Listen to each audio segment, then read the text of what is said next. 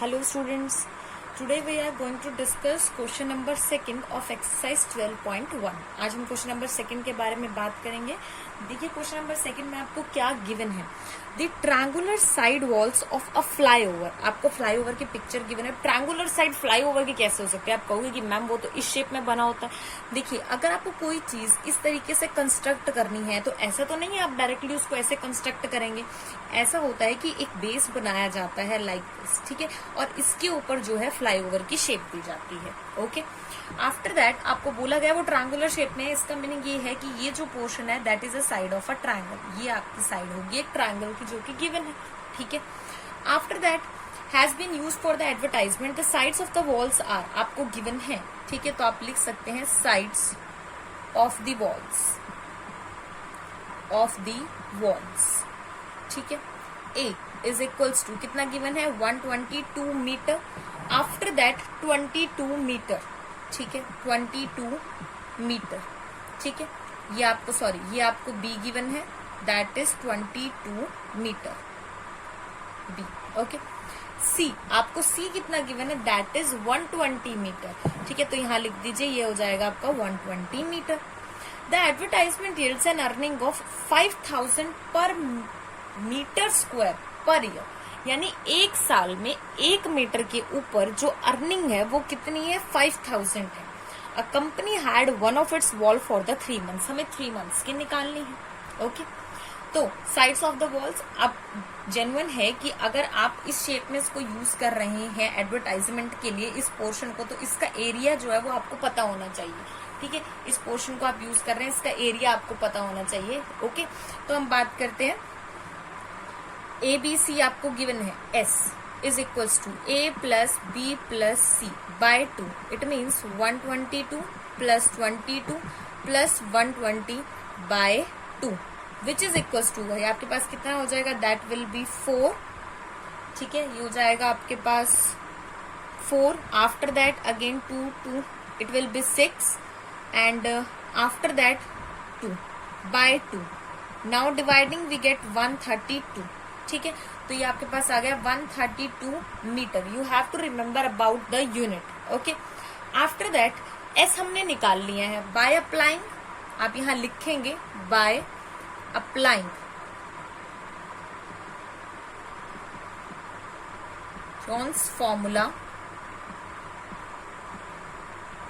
Okay, अब जो area है वो आपके पास क्या होता है under root S into S minus A, S minus B, S minus C, ठीक है, तो वैल्यू पुट कर देते हैं area that is under root S कितना है आपके पास 132, आफ्टर दैट 132 माइनस 122, 132 माइनस कितना हो जाएगा 22 एंड 132 माइनस 120, ठीक है।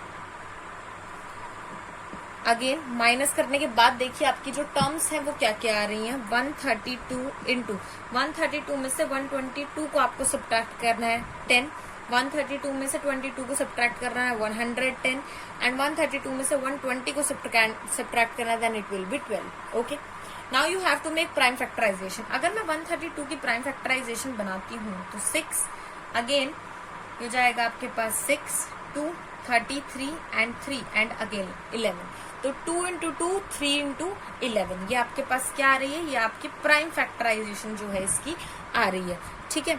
तो अब जरा प्राइम फैक्टराइजेशन में आपको लिख के दिखा देती हूँ, ये हो जाएगी आपके पास, प्राइम फैक्टराइजेशन कर सकते हैं या फिर अगर कोई नंबर रिपीटेटिव है तो उस फॉर्म में भी आप इसको कर सकते हैं, ठीक है। तो ये हो जाएगा आपके पास 2 क्रॉस 2 3 क्रॉस 11, आफ्टर दैट 10 को ऐसे ही रहने दीजिए और 111 को मैं ऐसे लिख सकती हूँ 11 और ये 10, इनकी मल्टीप्लीकेशन है ये, तो ये हो जाएगा 11 इंटू 10, आफ्टर दैट 12 की क्या हो जाएगी 2 cross 3। Now making the pairs बनाइए, एक ये बन गया आपके पास। ओके, 10 और 10 का बन जाएगा 11 का 2 क्रॉस 2 एंड अगेन 3 क्रॉस 3, यानी कि सभी के पेयर्स जो हैं वो आपके पास बन गए हैं, ठीक है, सारे पेयर्स आपके पास कंप्लीट हो गए हैं, ठीक है। इसके बाद आपके पास यहाँ से जो नंबर्स आए अब आप रूट हटा दीजिए, पेयर्स को बाहर लिख लीजिए, वो जाएगा 2, after that 3, after that 11, after that we have 10, again 2 and this one, ठीक है। आपके पास जो नंबर आए वो आपके पास आ गए ये। Now multiply, you get 110 into 12, ये आपके पास 12 हो गया, 110 हो गया, दैट इज 1320। ये आपके पास कितना आ जाएगा, ये आपके पास मैं यहाँ लिख देती हूँ, that is your 1320 metre square. ये आपका क्या आ गया, ये आपका एरिया आ गया है, ठीक है। आफ्टर दैट आपको बोला क्या गया है, ठीक है, अभी क्वेश्चन खत्म नहीं हुआ है।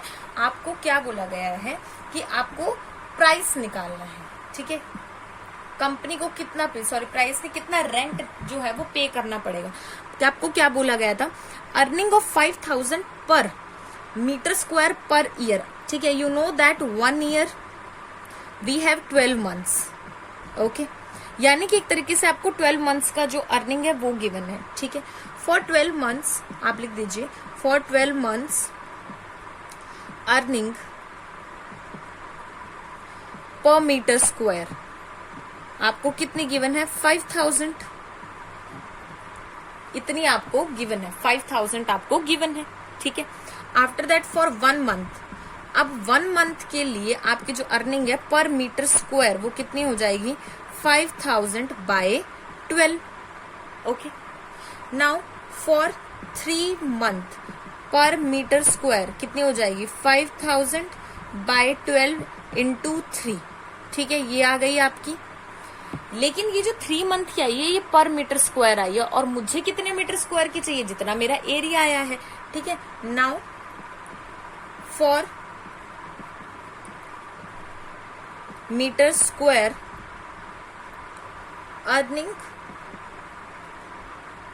ठीक है, जो आपकी यहां से अर्निंग आएगी that is 5000 by 12 into 3 into 1320। अब यहां से देख लीजिए आपके पास क्या हो जाएगा, ये हो जाएगा 4 अगेन 330, ठीक है। After multiplying we get 165 and 1 2 3 4 zeros here, okay. It means this one is your rent you have to pay, okay. Rent paid आप यहाँ लिख सकते हैं, रेंट पेड। अब जो रेंट पेड आपके पास आया वो आया 16500, 4 zeros are here, ठीक है, आपको ध्यान रखना है।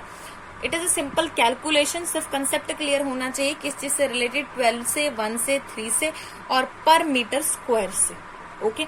Otherwise it is a very easy question, just हमने क्या किया, फॉर्मूला अप्लाई किया, okay. In the next video we will talk about your next question. Thank you so much.